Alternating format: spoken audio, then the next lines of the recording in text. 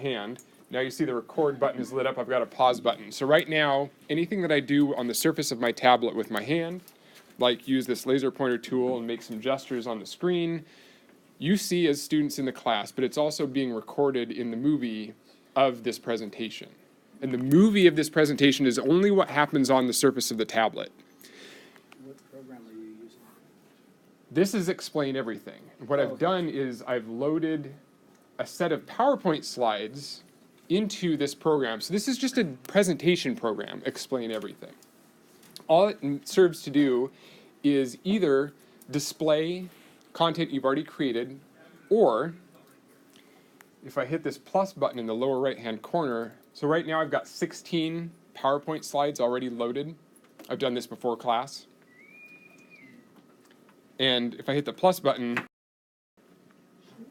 I insert a blank slide. Now I've got a digital whiteboard. So if a student asks me, well, I don't remember how pedigree analysis works, I can say, well, what's a square? What's a circle? That's males and females respectively. Here are some kids. How would we denote identical twins and so forth? So this is a combination presentation tool, annotation tool, because I can draw on top of my lecture slides. A digital whiteboard, it's all being recorded. So at the end of class, if this was a class, I could upload it, and all the students would have all this information. If this is not class, if this is me sitting in my office preparing a video for students to watch beforehand, it works just the same. Yeah. Joe, I noticed that you have your laptop. Have you found any programs that allow you to record where you don't need a computer and a tablet? Like if you didn't have your tablet there, would you be, if you didn't have your computer there, would you still be able to do everything? So the reason that I have the computer there is just my preference. Yeah. I'll show you what's on the computer. This is what's running Socrative. Okay. So the computer has nothing to do with what's being presented right now, but it's showing me your answers to those quiz questions that I asked you to. And whoop, there we go. Best practice. Now it's anonymous. Right there in the... Well, I asked you what your names were as a question, and this is absolutely what I'll do in class, so that the students know that it's anonymous. If it's an anonymous, if it's just formative assessment that I'm collecting with Socrative, separate app, Socrative. You've all, hopefully, or most of you just use that on your laptops, smartphones, whatever, to answer some questions. But if I'm scoring it, I will ask the students what their name is, so that I know who's there. I usually just use Socrative to take attendance, and to ask one or two questions about the video you were supposed to watch for today. So for those of you that did actually get access to watch that video I showed in the presentation earlier, I'm guessing you probably got better answers to the question about that video than those of you that weren't able to watch the video. So shame on you for those of you that didn't have technological access to watch the video earlier. So normally in class, for a Socrative activity, I would go down to, at some point during the class, after everybody's done taking that Socrative quiz, I would pull up this on my laptop now, just because it's a device. This is still recording my voice, so students can still hear the recording, but it's not recording what's happening up here, because that's being controlled by the laptop.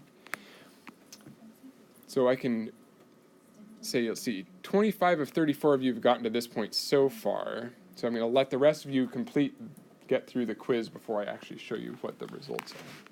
But, yeah, I'll do it now. So you click that How Do We Do button. This is the presenter view, mind you. 3/4 of you, now the rest of you that haven't completed yet are getting a little hint. 3/4 of you said true and 1/4 said false. So then in class, and again, this is the start of class. Students have watched the video that you watched earlier, so I'm modeling the whole thing for you today. You watched the video before class downstairs. I've just asked you a beginning of class quiz question. Since most of you got the right answer, actually that's not the right answer, it's false. When most of you get the wrong answer, then I ask something like, pair up with a fellow classmate and discuss your answers. Each of you convinced the other that you're correct, and then we redo the quiz. So I'll re-poll, see if these answers change. Then we might go to the correct answer. If the vast majority of you get the answer right at the beginning, I don't even bother wasting time going over it in class. That's what I love about Socrative, is at the start of class, I collect information. It doesn't have to be one question. It could be 10 questions if you want. You collect a bunch of information from students on the material they were supposed to have prepared for the day, right then and there. You don't have to flip through, I don't have to flip through 90 pieces of paper that are paper quizzes and leaf through them really quickly and try to figure out what the pattern is, because Socrative shows me the results right now. And if there's some information that students vastly don't understand, that's what I'll focus their attention on during that class period. Some questions, 95% of the class gets it right at the start of class. I'm not going to waste their time going over it again. Yeah? I was wondering if you attach points to these questions, and if so, do you need a paid account to do that? So if you get there are a couple different types of Socrative. And Socrative Pro does let you do some nice things like have a class roster built into Socrative. And if there was one main problem I have with Socrative is it doesn't sync nicely with, for example, we use, what's our learning management system at Fresno State? It's like I log into it every day. It doesn't matter. It doesn't synchronize with the grade center on Blackboard. I've got all the learning management systems floating around in my head right now. But the nice thing about this, when you finish, sorry, those of you that are still working on this, too bad. I'm going to get the report. I can download an Excel file. Whoa, there's me. By the way, another great thing about technology, quick tangent. This is Zoom. Is anybody familiar with Zoom? Yeah, okay, great. I'm actually right now in Portland, Oregon at the Society for the Study of Evolution conference giving a talk. Let's see. Where did I put that slide? Oh, I don't remember where I put it. Oh, there it is. So, right now, in the room I'm supposed to be presenting in Seattle, they're seeing this, not me. So I used Explain Everything with my PowerPoint slides that I would have been presenting in person in Portland to record my presentation. It's now on YouTube. So people right now in Portland are seeing this. They're logging onto YouTube and listening to me present my presentation there while I'm here with you presenting my other presentation here. You can be two places at once. And I'm pointing this out because Zoom is because I also gave them the link to my Zoom room. So I have a Zoom room open right now. And if I see managed participants go up to more than me, that is, if somebody joins in, then I'm going to leave you all and step out in the hallway and answer their questions about the talk that I'm delivering to them on YouTube right now via Zoom. So you can do technology, you can use technology for a lot of different cool things. Have you met, sorry.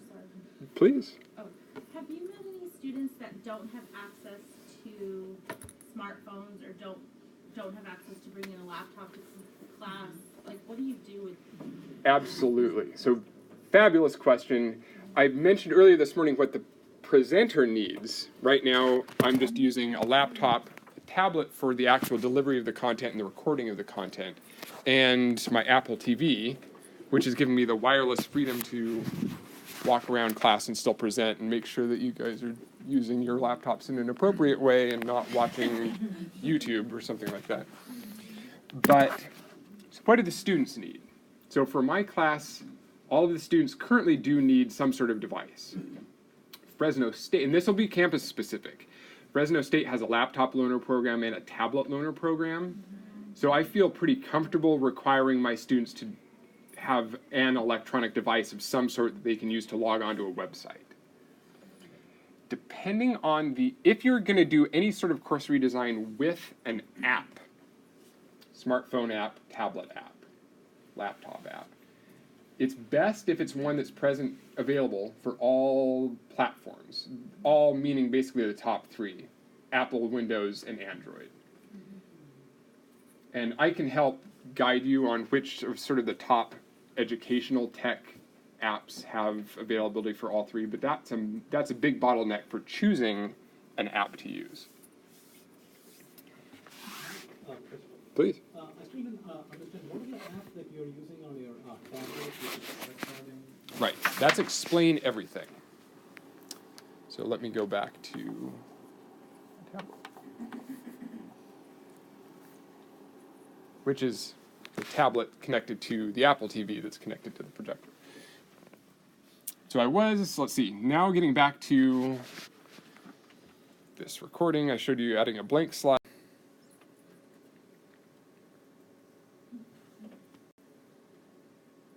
Okay, so now we're back into my PowerPoint. You've done the Socrative quiz, I've seen your answers, I know that I need to spend a lot more time talking to you about electrodermal activity plots during this class session. Okay, we'll leave it at that.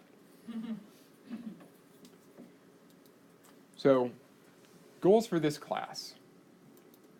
I wanted to increase question asking, as I mentioned earlier this morning. And then right now I'm focusing on how lecture capture can help you with doing that. So this is the lecture capture part, Explain Everything, the app that I'm running on my tablet. The reason the tablet's important is because of the touch screen.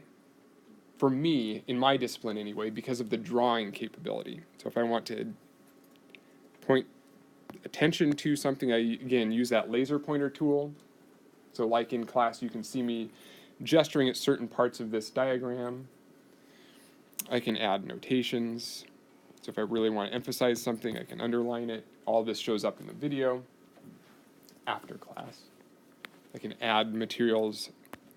If you use this plus tool up here, you can add browser windows. So if you want to show students in class how to do something on the web, you can open a web browser within this so that that captures video of you actually using a website, entering data into fields or entering search terms in, scrolling, all of that. So this is great not only just for lecture capture, enabling students to get the resource that you're already providing them, but to do things like, as I mentioned earlier, recording answer keys to questions, recording screencasts of how to use websites, navigate websites,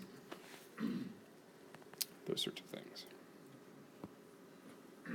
There's a combination, I've talked about Socrative, that's the quizzing, the polling app that I ran on my laptop. You can run it on a tablet too, but mostly I'm talking about Explain Everything. I was wondering if you, I know students are so attached to having slides ahead of time. Because you're recording, do you still give them the slides ahead of time? I do, and that's because all of my students can load those slides up onto their laptops, tablets, smartphones at the start of class, and they take notes while I'm annotating my own set of the slides. And my educational pedagogical philosophy on this is my slides are basically this. I've got diagrams, I've got pictures, I don't have a lot of text. I'm not giving the students all of the information. They need to take notes to record for themselves a lot of the information that we do in class. And so this is an example of one activity that I would do in class. I've given them a DNA sequence, don't worry about it, a long sequence of nucleotides that makes up one part of one person's chromosome. And I've asked them to do something with that DNA sequence, however many hundred letters of DNA sequence that is. And so one of the ways that I try to engage the students in my class is by stressing the importance or having authentic experiences or case studies. And that's one thing that I think that technology lets us do in the classroom instead of me giving them a piece of paper and saying, here are 500 nucleotides, 500 letters of DNA code. Do this analysis by hand in class with pencil. No geneticists do that. We all go to this database or this web-based tool and paste in that sequence. Nobody does anything on paper anymore in my discipline. So I know now that in class I can actually have students do this process and get the result. In this case, if you're a biologist, this is translating a messenger RNA into a protein sequence. So that's one thing you can do using technology in the classroom to improve student engagement. to get them involved on the spot.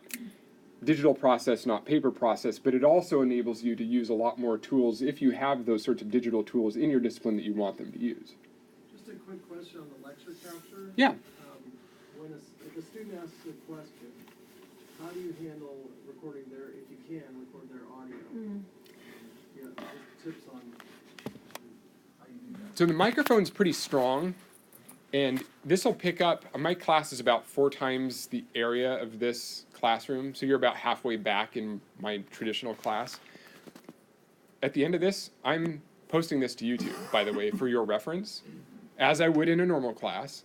So I invite you to come. We're, I don't know, what, 15 or 20 minutes into the recording now? So you can skip to that point. Yeah, see if you can hear yourself asking that question. But yes, everything gets recorded. Student questions, my answers. So in your experience, you haven't had to run over to the student. It'll pick up most things. As a matter of yes, but as a matter of my personal habit, I tend to sort of walk, if this cord wasn't here, and if all of you weren't filling the room, which thank you for coming, I would probably naturally walk closer to you as you were asking me a question. I try to make it a habit to remember to restate the question, as we all know is a good approach for when you're in a large classroom setting. But yeah, the audio works pretty well. Along the same lines, another question, I also record office hours. So lecture, quizzes, exam keys, quiz and exam keys, office hours. Why office hours? Why would you record your office hours? Yeah, exactly. Oh, I wish you had been here 5 minutes earlier when that group of students just left. I gave them the perfect answer for that. And my throat's starting to get a little sore. And couldn't you just... So I record all of my office hours. I never tell a student, you should have been here 5 minutes ago. Sorry. I don't. But I will answer their question, but I'll say I gave a much better version of that answer about 5 minutes ago, and it's about to go up on YouTube. Do they know that you're recording them? They do. And at the start, another best practice, just take a note in case you're interested. Start of the semester, there's a slew of things to do when you're doing any sort of transformation, any sort, not just this stuff, to a class. To get the students on board and ready, prepared for what you are going to do with your class that they're probably not expecting. SI, clickers, polling, lecture capture, flipped classroom, whatever it is. But especially with this, and because I do research on this as well, I have an IRB protocol. And part of that consent is at the start of the semester, and in the syllabus, especially, make clear in your syllabus that you're going to be recording audio. If a student has a problem with that, they should bring it up to you. So we basically get their consent. Be on the safe side. So the video you had us watch earlier today was about a 2-minute runtime. What's the average of your videos in length? So I have a number of different types of videos. The question was, dear microphone, how long are the videos, what's sort of the range of videos that are useful for this sort of a class, for any sort of class? I'd like to say I make 2-minute videos, and I think 2 to 5 minutes is ideal, because after that attention span goes downhill. But when I started, they were like 25-minute videos. And my lectures, which aren't lectures anymore because it's flipped class, so I do some mini lectures in class, it's mostly just student activities, are 50-minute, but I record the whole thing, I upload the whole thing to YouTube. So it varies. What I've started doing in the most recent year was making, well, students make videos now too. They do kinesthetic learning, so I see this, they chose to do this, but this woman from my class is RNA polymerase, and here's an operator sequence on this piece of string, and here's the repressor keeping her from transcribing the DNA. I'm sorry, I'm boring you. But I have them do student collaboration, making videos that get maybe eventually posted to YouTube. And I also use Google Docs to have small groups of students. So that's what this background picture is. Never get to stand this close to a screen, so I'm enjoying being able to touch it. But this back picture here is a Google Doc where 3 or 4 students, which you can see here indicated by different colors, in the version history of the Google Doc, and another way to get student involvement in activity during class. I ask them, at the end of every class, make the perfect set of class notes with the members of your group. So they all log into this one Google Doc, could be a Microsoft Word, whatever it's called, OneDrive. And they all log in with their credentials at Fresno State, so I know which student is making which edits, which means they're accountable. So there's no more of this, it's group work, this one student's going to be lazy and not do any of the work. I can tell, because I can see who did what in this document. And here they've just written out a bunch of vocabulary items from this chapter, and they've created group definitions of vocabulary words. They don't do this during class necessarily, they do this asynchronously at home, so they go home afterwards when they're studying, they log into their document, they make some edits. Later somebody else comes in and makes some edits. Great study tool and great for building student communities, even if they're virtual student communities.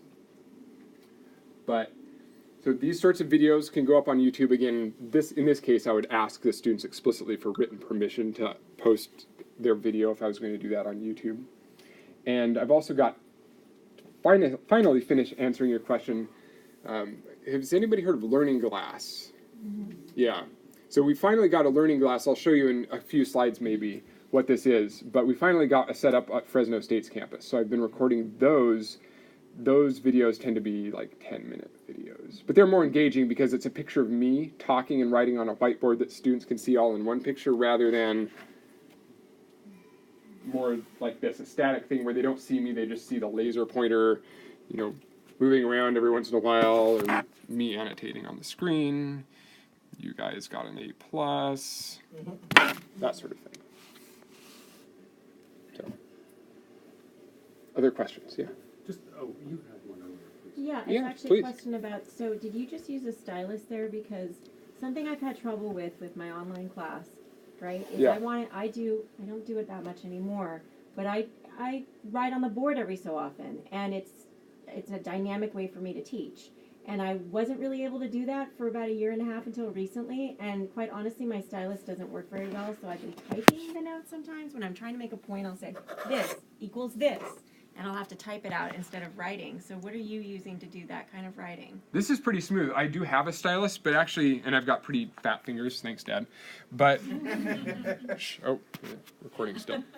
I'm just using my fingertip.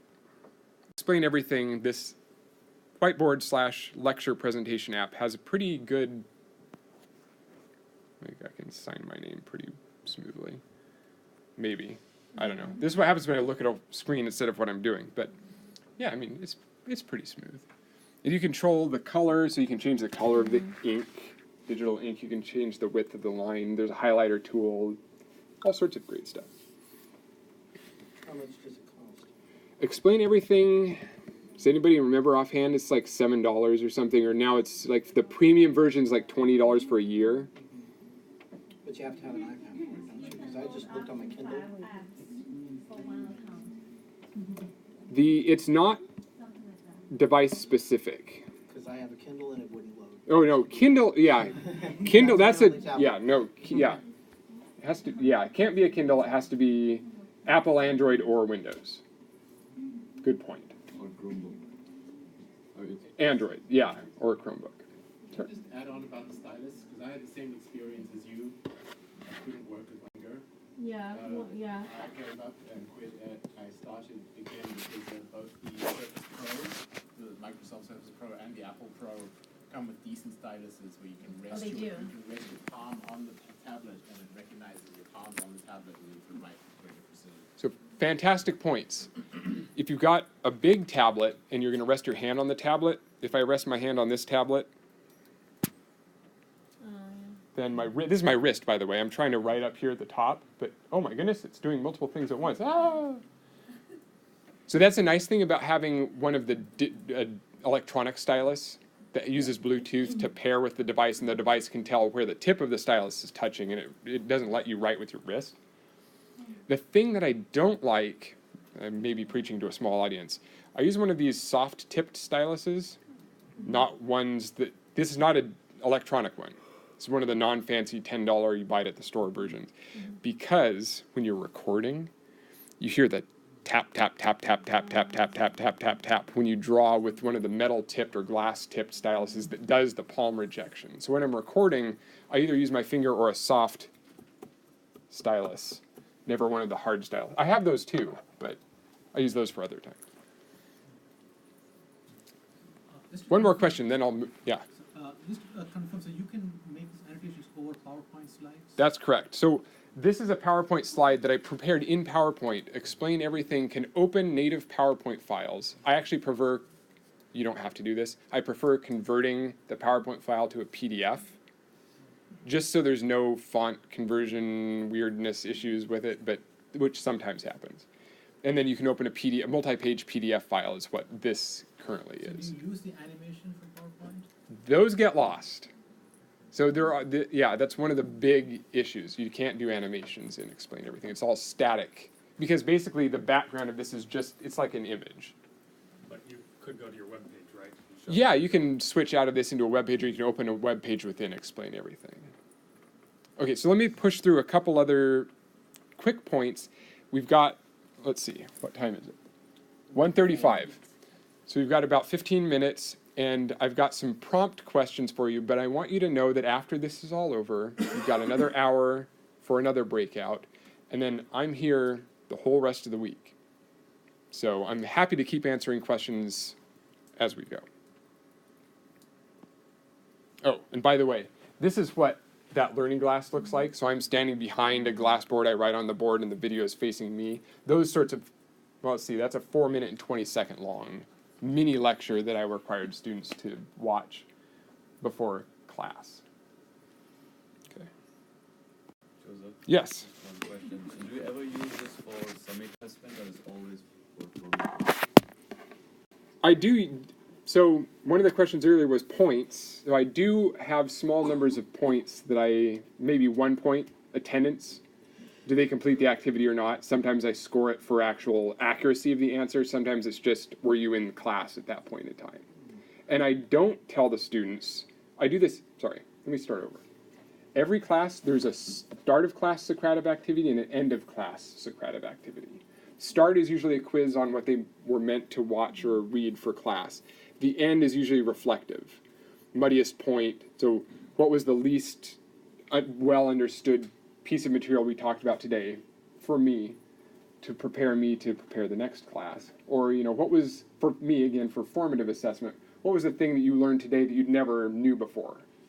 Just to get information from students. They never know which one of those I'm going to look at. And they never know if, for any given day, I'm even going to score anything. So it's totally random. They just know that there's going to be something at the start of class, end of class. I score a subset of them. And when you do score them, you export the Excel sheet, and how do you integrate it with your Blackboard? Yeah, it's pretty straightforward. I have the students, one of the questions I ask in the Socrative quizzes is not only what their name is, but their student number. And then I sort it by student number. I sort grade center in my LMS by student number, and then I just merge the Excel spreadsheet into the learning management system grade center. Takes care of the missing people, or people who are gone. Yeah, that takes some manual curation.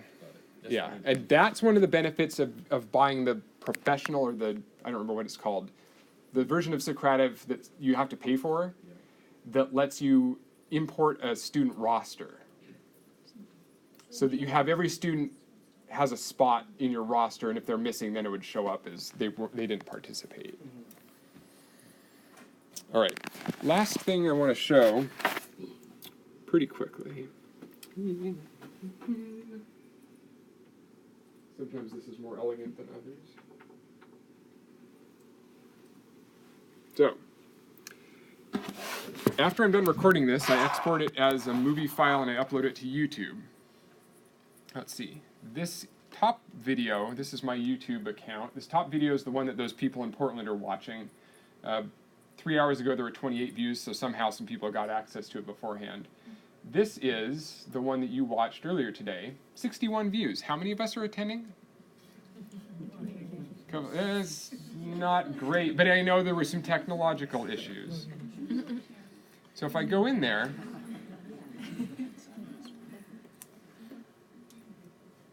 Do you make these private I make these public, Okay. but you can do either. Underneath that, I've got my analytics tool. I'm just showing off at this point. And what I really want to know is the average view duration, 5 seconds. That's not good. And by the way, this obviously it's showing 6 views, so it takes a while, sometimes days, sometimes for YouTube to update the analytics. The thing I really like is this audience retention report, which is going to look like nothing, unfortunately. But what this would show eventually is 100% of people start watching the video, and then you see how that drops off over time during the video. And you can see what students are watching, or what whoever is watching is watching. What's interesting is sometimes you'll see that drop, and then it'll go back up. And what that suggests when you see it is that students are rewinding the video and watching certain parts again, and that's making that percent retention increase. And that can tell you what students don't get about what you're trying to teach them. So this is way better than lecturing in person, because you can say you guys get it right. You guys all understand what I'm talking about, right? Right? This will show you what they're actually doing when they're watching the videos. So that's, again, a pretty powerful tool, I think. And of course, as I mentioned earlier, you don't have to do all of this at once. This is just eventually. It's a great way to get data for your e-portfolios, though, if you do flip the classroom, regardless of whether or not you use Explain Everything or Camtasia, or your campuses have licenses for hardware and software to do lecture capture that has nothing to do with tablets and Explain Everything. So I'm just presenting one approach.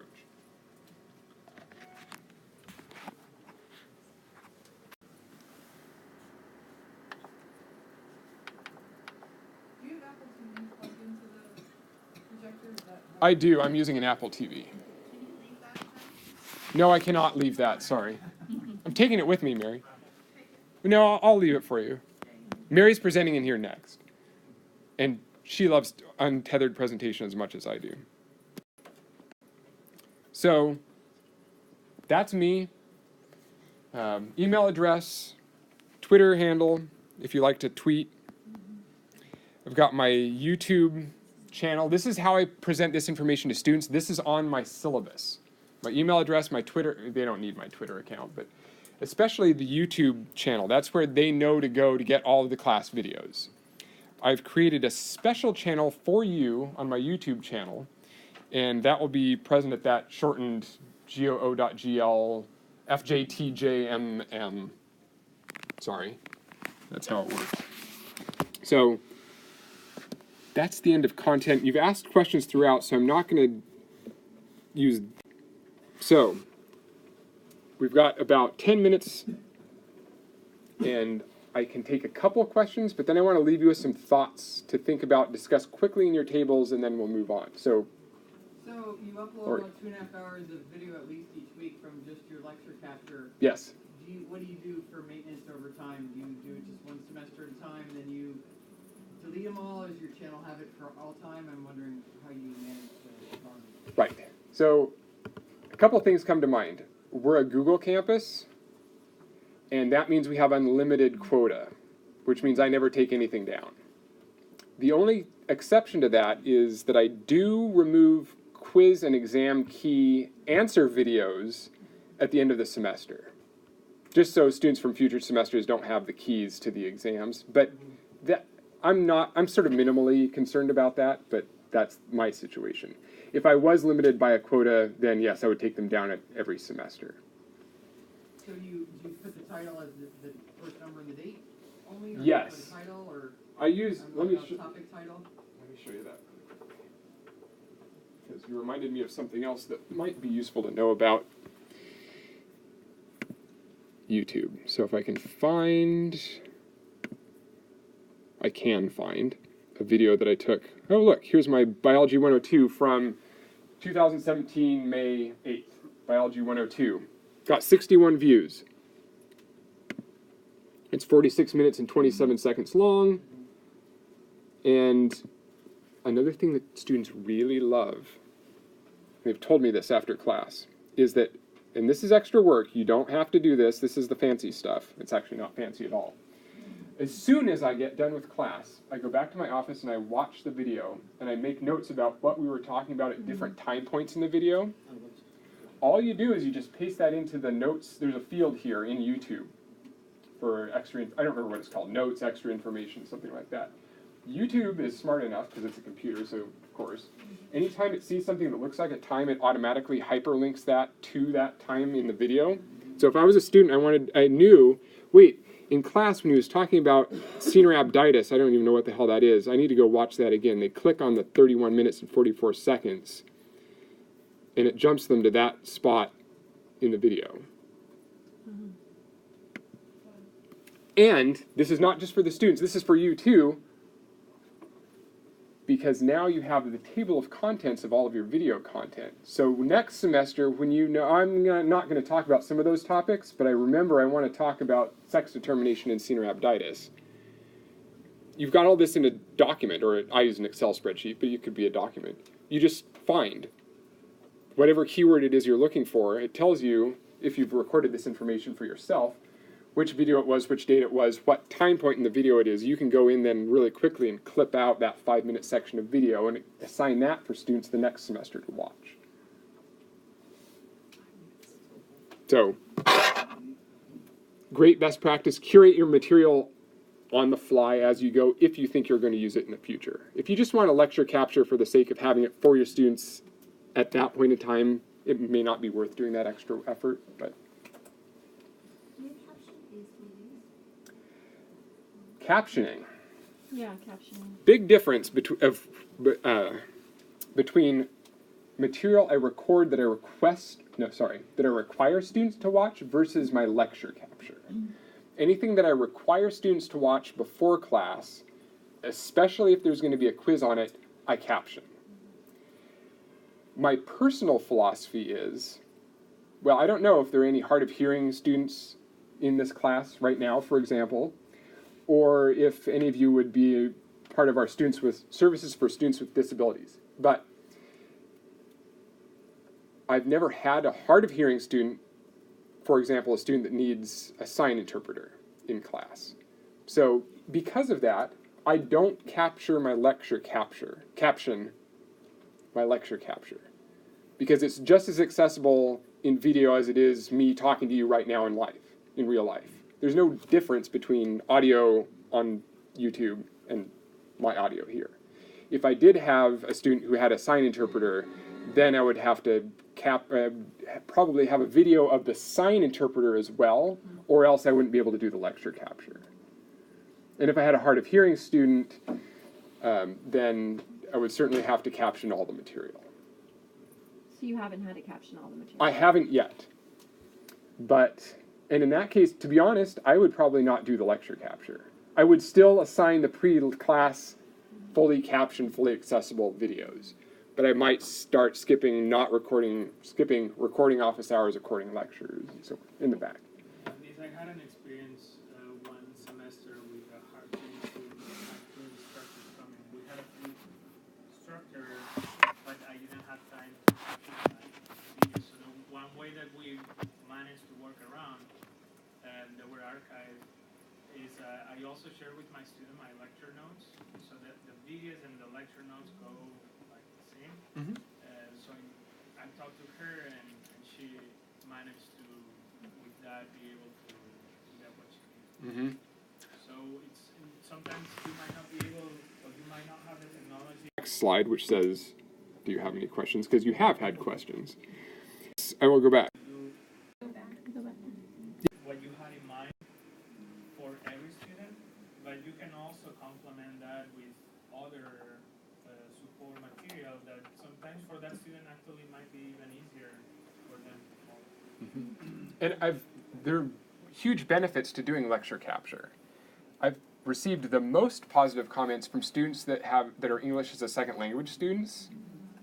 I see a lot of heads nodding. So you see where I'm going with this. They love being able to pause, rewind, look up definitions. Fantastic. And they love the captioning too, if you have time to caption. So we're out of time, but I want to leave you with a couple pieces of information. If you want to learn more about active learning, which was nominally the topic for today, in Beavis next, I would go see Ji-san, who also gave one of the STARS presentations. She'll be talking about use of clickers. I don't know, Mary, if you're going to talk at all about, you said yesterday maybe you'd talk about using Explain Everything. I'll do a little Explain Everything, but mainly it's PBL. So project-based learning will be here next. And, or if you want to learn more about Explain Everything, like I said, I'm here all week, join my cohort. We need a name for it, it's not just biology anymore. If you want to learn more about flipped classroom, next go to Gardenia, Sherry Ichinose. And also, our Thursday morning keynote speaker is talking about flipped classroom. So there's going to be a lot of flipped classroom discussion. And tonight, see me at the reception. Here's the official word about all of the options that are next for Breakout Session 2. And if you should have also gotten an email that listed all the sessions. Yeah, check your email if you want more information on the sessions. Thank you, Joe. I'll be here all week. A very quick question. So the video you have uploaded to the YouTube, that's